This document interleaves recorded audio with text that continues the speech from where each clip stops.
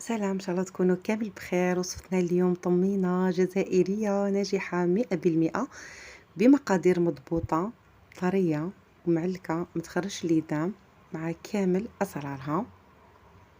شوفوا هذيك الطمينة اللي جبتها لكم اليوم البنات بشكل بزاف شباب. برك اللي أول مرة تدخل للقناة نقولها اشتركي في القناة وضغطي على زر الجرس باش يوصلك كل جديد. البنات شوفوا هذيك الطمينة كيفاش راهي طرية، بنينة بنينة بنينة بنينة. نتمنى انكم تجربوها، ما راحيش كامل تندموا. وشوفوا لا فيديو للاخير البنات باش تديو كامل الاسرار تاع هاد الطمينة.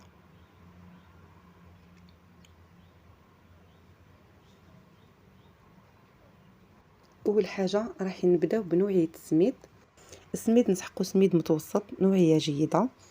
كاس سميد متوسط، كاين سميد البنات متوسط رايح للرطب، وكاين سميد متوسط رايح للخشين. انا هنايا خدمت بسيم، معليش لا كان السميد تاعكم رايح للرطب غربلوه شويه. نجيب مقله تكون ثقيله، خدمي في اي حاجه تكون عندك ثقيله البنات، مقله كاسرونه. يا اخي زمان كانوا يديروا غير في الطاجين باش ما يتحقلكمش تمتم السميد البنات، يدي وقته في شويه في الطياب.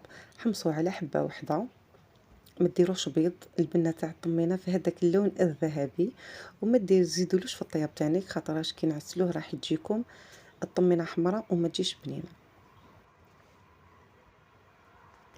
فرغوه البنات، ما تخلوش في المقله باش ما يزيد لكمش في الطياب، ونخلوه حتى يبرد باش نكملوا الوصفه تاعنا. هنايا بعد ما برد لي السميد عندي كاس، هاد الكاس يرفد 240 مليلتر.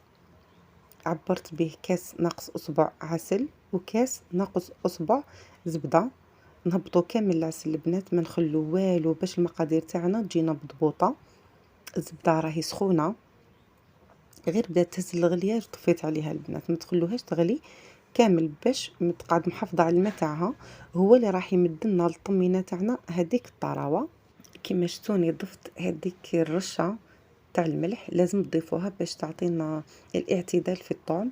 نخلطوا كامل هاد المقادير ونضيفوا حوالي ملعقه كبيره حلو الترك راح تمدلنا بنا الطمينه تاعنا.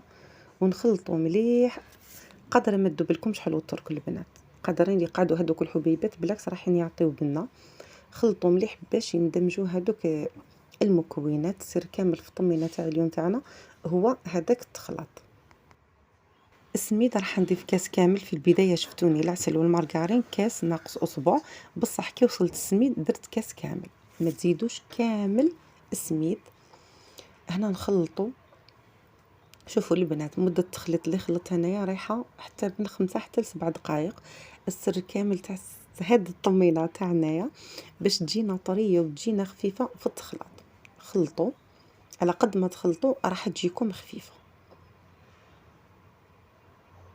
هنايا الطمينة تاعي راهي واجدة كما قلت لكم، ما تزيدوش السميد. دوكا راح نفرغوها مباشرة في صحن التقديم. البنات قلت لكم هاد الطمينة تاعنا تاع نهار اليوم بزاف بنينة وطرية، قلت لكم ما تخرجش كامل ليدام. تبعوا فقط كامل المقادير اللي مدت لكم وتبعوا الاسرار اللي مديتها لكم. اول حاجه شوفوا هنايا لازم تخبطوا شويه كما كنتوا تشوفوا هكذايا باش تدينا الطمينه تاعنا سطح مستوي. اول حاجه قلت لكم البنات الزبده تاعكم ما لازمش تحطوها على النار تغلي، هذه الحاجه الاولانيه. العسل تانيك ما لازمش تحطوه يسخن. تبعوا برك المقادير اللي مديتها لكم راح الطمينه تاعكم تجيكم بنينه، حتجيكم هايله. هنايا نسوي كامل السطح تاع الطمينه تاعنا ونخبطوها باش تدينا سطح يكون مستوي. ونبداو نشبحوه في الطمينه تاعنا البنات. هذا يرجع لكم نتوما كيما تحبوا نتوما وعلى حساب الذوق تاعكم. انا اخترت هذا التزيين، درت وريضات في الوسط كما كنتوا تشوفوا، شويه لوز، حبيبه تاع قش، ودرت اغصان بالقرفه كما راكم تشوفوا، واوراق من البيستاش. البنات تقدروا تزينوا قلت لكم بالاشياء المتوفره عندكم. هنا انا شريت قيس شويه شويه باش شبحت هاد الطمينه تاعنا. كنت حنقول لكم طرط تاع البنات الله يبارك عليها، جات طمينه بزاف شابه. وهنا درت ساير داير. هذه هي الطمينه تاعنا تاع نهار اليوم.